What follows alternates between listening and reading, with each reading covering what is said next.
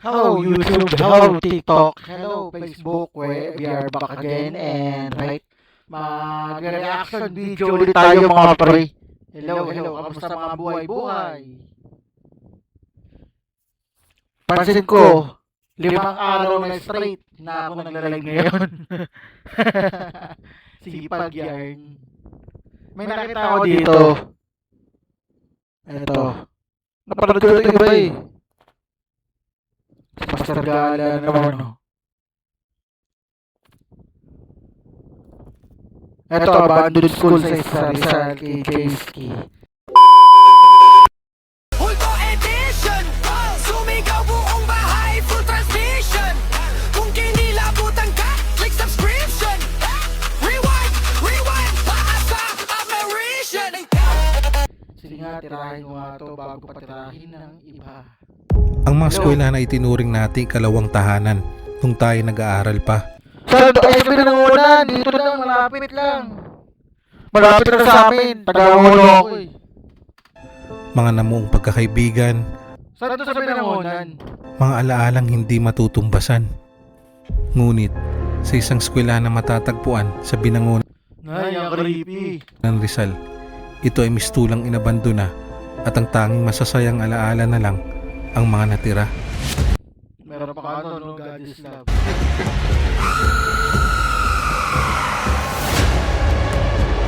May mga kamay pa oh. Pwede ka bang makipag-usap dito? Soundbox yun, di ba?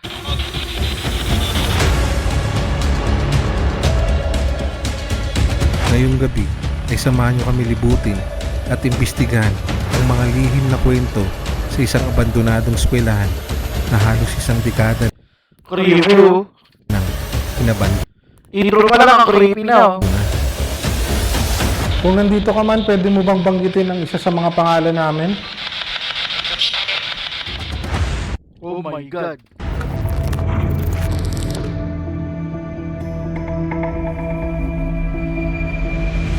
Ang eskwelahang ito ay matatagpuan sa isang bayan sa Binangonan, Rizal. Dekada 90 nang simula Saan kaya sa Binangonan yan? ng itayo at buksan ang eskwelahang ito. At makalipas ang ilang taon, ito ay nalugi at tuluyan na ring ipinasara. Ayon sa mga taga rito, simula daw nang ito ay maabandona, marami na daw silang nasaksihan na mga kababalagan sa eskwelahang ito. At isa sa mga kwento, ang Pwede ako magmukbang no? pagpapakita ng isang kaluluwa ng bata na gumagala sa mga silid at pasilyo nito.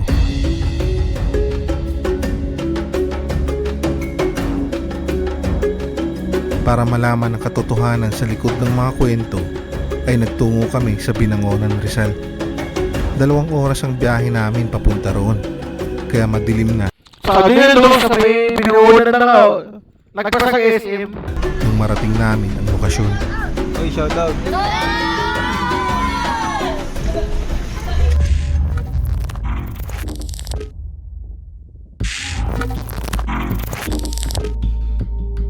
Pagdating namin ay agad ko na ring nilibot ang loob ng eskwelahang ito. Pagpasok ko ay bumungad kagad sa akin ang kanilang lumang kantin. So ito, Creepy oh. para tong kantin siguro to dati.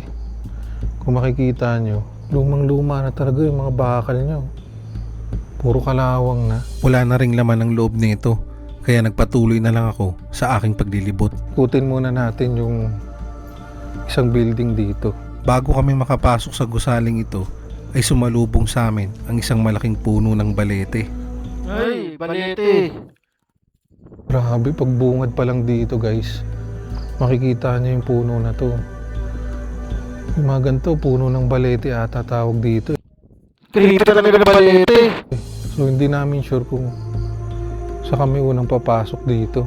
Dito sa harap ay 2 ang pwede naming pasukin, isa sa taas at isa sa baba.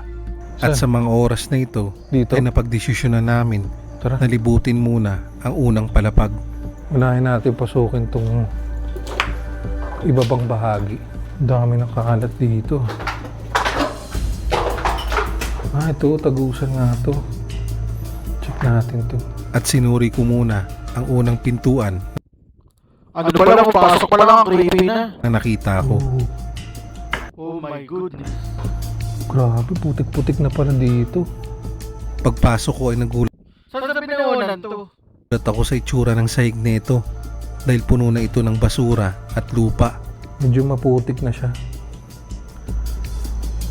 Tapos siguro itong area na to dating classroom to, pero feeling ko napasukan to ng baha kasi putik siya eh. Yung mga ganitong kalat Creepy oh. parang naanod ng baha to eh. Check natin yung ibang room dito. Pagkatapos namin itong suriin ay lumabas muli kami para puntahan naman ang iba pang silid-aralan sa palapag na ito. Check natin yung ibang... ito yung gitna oh. Tumikalaban tayo dito pa oh. May paniki. Bakas ng kalumaan at halos puro puno na lang ang makikita sa gitnang parte ng eskwelahan. Ito parang classroom din siya. Kaso hindi ko alam kung saan yung pasukan dito. Puro putik talagang daanan oh. Medyo hindi namin kabisado ang mga pasikot-sikot sa pasilyo, kaya nagpatuloy lang kami sa aming paglalakad hanggang makita namin ang isa pang silid-aralan. So ito, Ay, yung sinasabi ni Boss Rino, yung magandang i-vlog, yung hindi mo pa na-explore, yung hindi mo kabisa, hindi mo alam yung ano, yung pagpasok mo, surprise yung makikita. classroom din siya. Kagaya ng napasukan naming silid kanina, ay napuno na rin ito ng mga lupa at napapalibutan na Piling ko pinakatayo doon sa bandang dulo, dito bando. rin ito ng mga ligaw na halaman. Siguro itong area na to, dito nakalagay yung dating blackboard. Tapos dito naman yung mga upuan ng estudyante. So kanina doon tayo galing sa kabilang classroom yun. Kita siya dito eh. Pero kung makikita nyo, yung grills dito halos kinain na siya ng mga ugat-ugat ng Ay, balete. Habang sinusuri namin ang silid-aralan na ito, ay may nahagip na palang aming audio na tila ba isang boses ng mga bata na naglalaro na para bang nasa tabi lang namin sila. Balete. ayun o, parang nagsasalita ng bata nga. Creepy. Balete. Parang sumisigaw. Hindi namin ito napansin nung nasa loob kami, kaya nagpatuloy lang kami sa aming paglilibot. Dito sa baba guys, hindi namin masyadong mapasok yung ibang classroom kasi puro putik na talaga. Tapos nakasarado yung ibang mga pintuan niya. So ito, napuntahan na natin to. So ngayon pupunta naman tayo dun sa taas. Tara. Kailangan rin namin umakyat ng dahan-dahan sa hagdan dahil kinain na rin ito ng mga kalawang. Medyo kinakalawang lang yung hagdan nila. Ito, Marupok na kaya yung hagdanan yan. Parang konti na lang, bibitaw no. kita nyo na talaga yung kalumaan ng hagdan. Kaya dahan-dahan lang talaga yung pag-akyat nyo dito. Sa tapat ng hagdan ay may nakita kagad kaming isang silid-aralan, Pare-pareho na yung kwarto. kaya agad ko na rin itong pinasok. Room 301. Ruby, check natin. Ibang-ibang itsura ng silid na ito, hindi kagaya sa mga silid sa ibaba. Eh, yung sa baba kasi, sa baba yun eh. Talaga mapapasukan ng tubig ito, bihira na mapapasukan ng tubig. Dito makikita nyo medyo malinis talaga yung classroom na to. Hindi kagaya dun sa baba kanina, mapuputik yung sahig. At maya-maya lang ay may nakita naman akong mga bagay na hindi ko inaasahan. Tapos dito guys, may napansin ako. Parang bakat ng mga kamay tsaka paa siya. Medyo kinalabutan ako sa mga Ayun, parang dugo pa oh. oras na ito dahil tugma ito sa mga kwento ng mga taga rito. Ay, ang creepy. Bakat to ng kamay oh. Tapos ito paa. Kung titignan nyo, para siyang kamay ng bata. Tapos ito naman, parang bakat ng paa. Medyo creepy lang talaga dito guys. Kasi kitang-kita nyo na talaga yung kalumaan niya. Tapos ang kwento pa sa amin dito nung caretaker is madalas daw may magpakita ng anino o kaluluwa ng bata sa loob nito. Creepy nun. Pagkatapos ko itong suriin, ay bumalik na ulit kami sa aming paglilibot. Grabe, nakatakot tong hallway na to. Ito siguro yung parang mga hallway ng mga estudyante dito guys. Kung makikita nyo, paikot siya yo. Yan o. Paikot siya. Paikot to. Tapos Siguro dyan sila nag-aanohan. Yung mga estudyante nung araw dyan. Nag-aharanahan. ito yung mga rooms. Ito naman yung pinasok natin kanina. Itong High school kwartong. lang. Check ko pa yung ibang mga kwartong pwedeng pasukin dito. Sa kabilang dulo ay may nakita ulit kaming isang silid. Ibang pa ng estudyante dito guys. Baka may gumagamit pa niyan. Sobrang bigat sa pakiramdam ng silid na ito at ramdam mo talaga ang mga masasayang alaala na naiwan sa loob na ito. Puno na rin ng mga bakat ng kamay ang mga dingding na ito. Pati ang mga pisara ay napuno na rin ng mga pulang mantsa. Nagtataka ako, yung mga bakat ng kamay yung mga pader dito guys. Dito sa room na to, medyo mabigat siya sa pakiramdam. Tapos, kung makikita niyo yung blackboard niya, puro mantsa siya ng ano. Nandiyan pa, ano? Hindi ko alam kung ano to, pintura ba to. Basta bakat siya guys yo. Nandito pa yung pinaka-schedule ng ano, klase na itong classroom. Yan, ang dami niyang bakat guys. Tapos lumang-luma na talaga yung blackboard na to. Halos kainin na ng anay yung mga kahoy nyo. Siguro, mamaya itatry ko mag-investigate dito. Tatry namin mag-spirit session Sarap magmukbang dyan, no? dito sa kwartong Kaso walang pwesto. to. Itong area ng bintana na to, ilog na yan, no? Isa rin daw sa dahilan ng pagsara na itong eskwela na ito kasi madalas daw maapaw tong ilog na to tapos napapasukan tong school. Kaya puro putik yung ibabang classroom na itong school na to.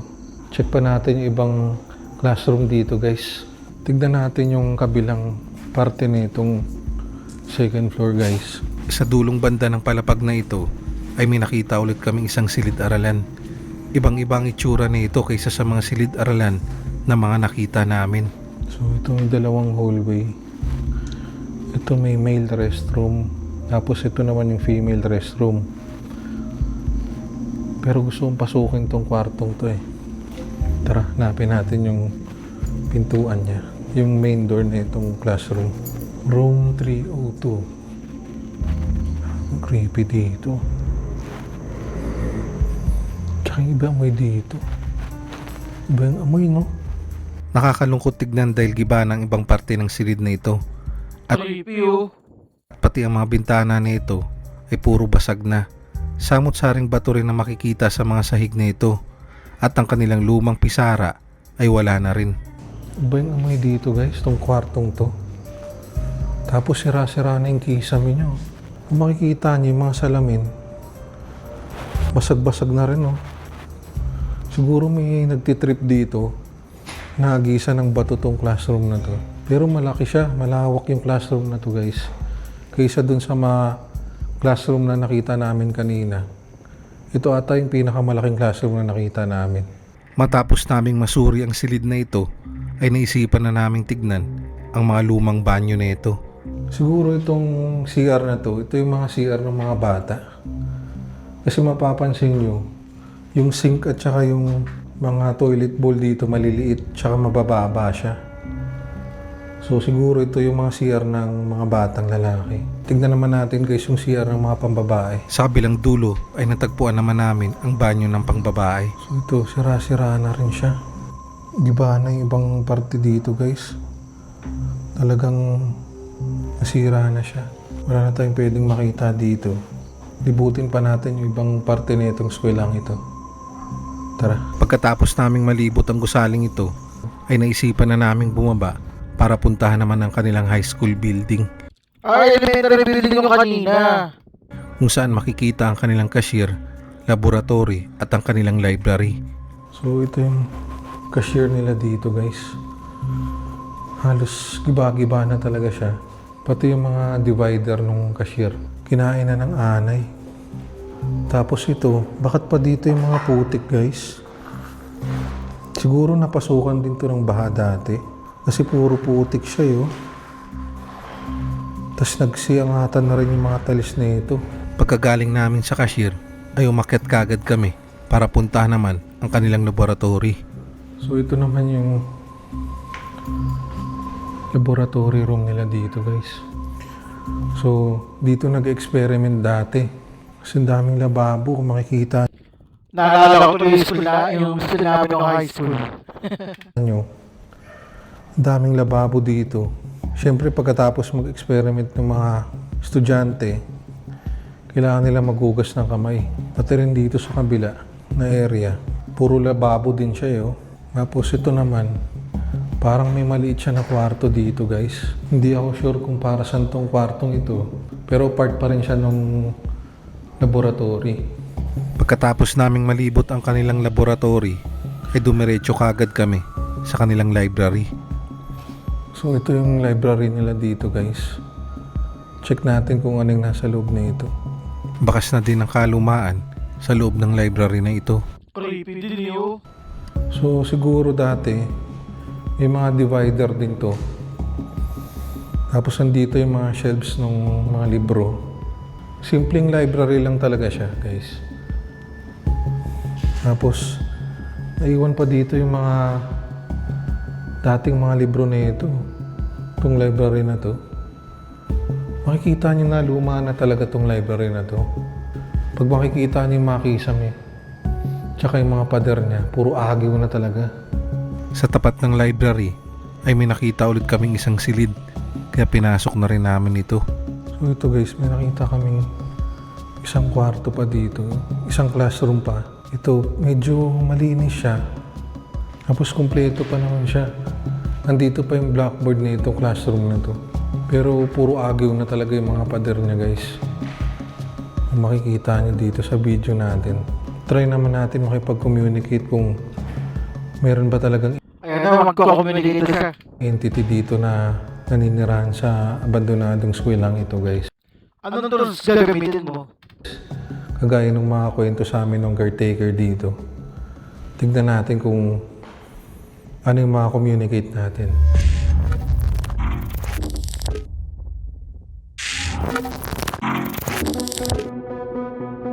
Pagkatapos naming maglibot ay binalikan namin ang isang silid-aralan kung saan kami nakaramdam na mabigat na presensya. Alright guys, so nandito tayo sa isa sa mga classroom dito guys. At try natin makipag-communicate sa mga energy or Anong gagamitin nila? mga entities dito. Kung totoo nga ba talaga yung mga kwento dito. Nilatag na rin namin ang aming mga kagamitan palibot sa silid-aralan na ito. At this moment guys, medyo kinakabahan ako. Medyo malamig sa pakiramdam dito sa classroom na to. So, itatry natin kung merong makipag-usap sa atin dito. Tara, simulan na natin. Bago kami magsimula ay nagpakilala na rin kami at sinabi na rin namin kung bakit kami nandirito. Magandang gabi. Naparito po kami para malaman kung totoo nga ba yung mga kwento na kababalaghan dito sa eskwelahang ito. Ako nga pala si Jay at kasama ko si Paolo ngayon. Gusto lang naming malaman kung meron ba kaming kasama ngayon dito. Naglagay kami ng mga kagamitan dito sa classroom na to. Pwede nyo itong lapitan o pwede kayong dumaan dyan sa bintana. Pwede kayong makipag-communicate sa amin gamit itong mga kagamitan na to. Sa mga oras na ito ay sinubukan rin namin silang palapitin. Pwede ba kayong lumapit dito sa sinindihan naming kandila ngayon? Nag-alay kami ng kandila. Kung nandito ka man, pwede mo ba itong lapitan? Ano yung gamit niya? EMF ba? Pwede ka bang lumapit sa amin ngayon? Pinahintulutan ka namin na lumapit sa amin ngayon dito. So sa paglibot namin kanina, Ito yung napakiramdaman namin na medyo mabigat talaga na classroom. Medyo kakaiba yung pakiramdam namin dito guys. So, naisipan namin na dito talaga mag-setup. Oh, tsaka ano parang Nakakahilo daw. parang lumalaki yung ulo mo, no? Pwede ka bang lumapit sa amin? Kanina pagbukas ko na itong EMF, may ilaw siya eh. Ngayon parang hindi na siya nailaw eh. No? Pwede ka bang lumapit sa amin ngayon? Bibigyan ka namin ng 30 minuto para lumapit sa amin dito ngayon. Kung gusto mo makipag-usap sa amin o may gusto kong ipahiwatig, lapit ka lang dito. Sinubukan ko ring tawagin ang batang nagpaparamdam sa eskwelang ito at baka sakaling lumapit siya. Mag-aantay kami sa kasagutan mo. Totoo nga ba na may bata dito? May kaluluwa daw ng bata na gumagala dito sa eskwelang ito? Ang kwento sa amin ng mga nakatira dito at saka yung caretaker, meron daw kaluluwa ng bata na gumagala dito. Ayan na yung sensor niya. Kung nandito ka man ngayon, bata, pwede ka bang lumapit sa amin? Pwede ka bang magparamdam? Hindi kaya si Efren yung magparamdam. Pinahintulutan ka namin na lumapit ngayon hanggang maubos itong kandila. So makikita nyo yung paligid namin dito guys, puro bintana talaga siya. Tapos dito naman sa likuran ko, ito ilog na to eh, yung part na yan. Makalipas ng ilang minutong pagtatanong ay wala pa rin kaming nakuhang mga response o kahit paramdam mula sa aming mga devices. Ng 2:49 na ngayon guys. 2:49 na ng umaga ngayon. Malapit na yung tinatawag nilang Devil's Hour. Kaya naisipan namin na gantong oras. Nagbaka sakali kami na baka makipag-communicate sa amin yung kaluluwa ng bata o baka may iba pang entity na nandito sa eskwelang ito. Dahil wala kaming nakuhang kahit anong response, ay sinubukan kong magbukas ng spirit box at baka sakaling mag-response siya sa amin. Magbubukas ako na itong aparatong ito. Spirit box. May EMF din pala eh. Kala ko wala eh. Pwede ka rin makipag-usap sa amin gamit itong hawak ko. At dito ay sinubukan ulit namin magtanong. Pwede ka bang lumapit sa amin? Pwede ka bang makipag-usap dito? Ayun, sumagot to. Kung nandito ka man, pwede mo bang banggitin ang isa sa mga pangalan namin? Nang tanungin ko kung pwede niya bang banggitin ang isa sa mga pangalan namin, ay ito naman ang sagot niya.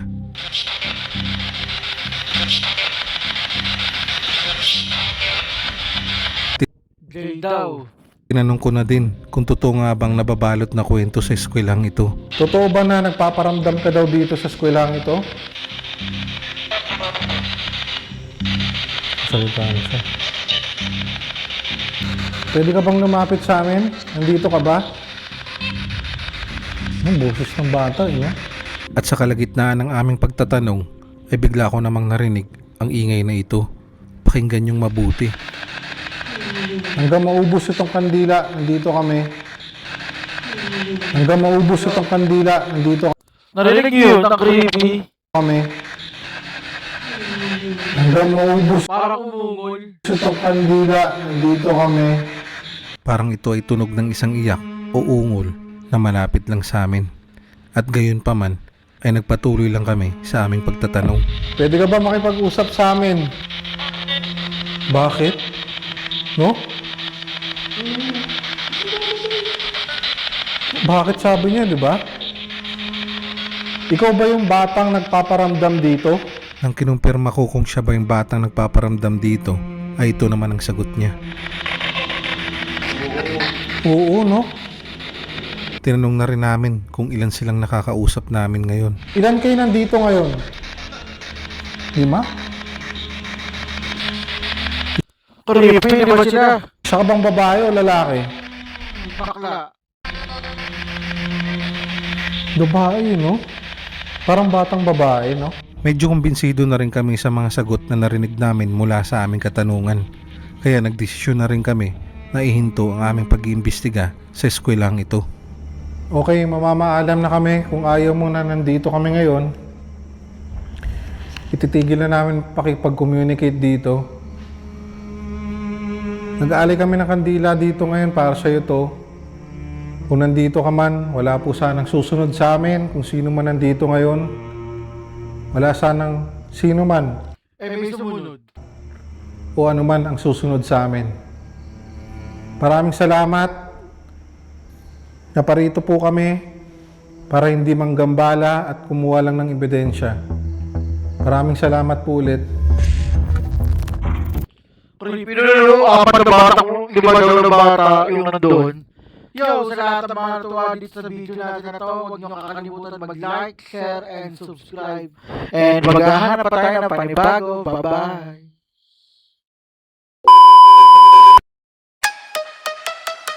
Rolling count. Check mic. Tara na. Madilim na kanto. Sumama ka. Biga nyo sa screen. Sabay sigaw. Kung mahina lobot mo, back out now. Hey! Dort, crack, slow, pan-ilaw pula. Comment section bro. Huwag kang pumasok dyan. Ha! Sa likod may anino. Frame 1 to 2. Pause, zooming in. Nakita mo? Mamalon yung chat, puro lods naman. May kumalabog sa taas, walang kasama dyan. Huminga ng malalim, sige push pa rin. Kapag trending sulit, bawat kilig at kilabutan. Di ano reaction, multo edition. Sumigaw buong bahay, full transmission. Kung kinilabutan ka, click subscription. Rewind, rewind, para sa apparition.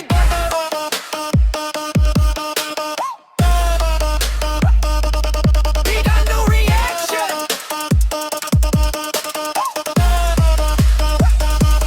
Big ano reaction. Multo edition. Slow-mo, zooming fan, live frame vision. Pag may dumaan sa likod at confirmation. Comment, ibig nakita ko, full conviction. Guys, pakinggan nyo ko, sabay kahit sa headset. May boses na pabulong riot. Thermocam sa hole, malamig na spot. Kung may nandyan, pakigalaw ng upuan shot. Lights flick, jump cut, sabay tawa pilit. Okay pa ako guys. From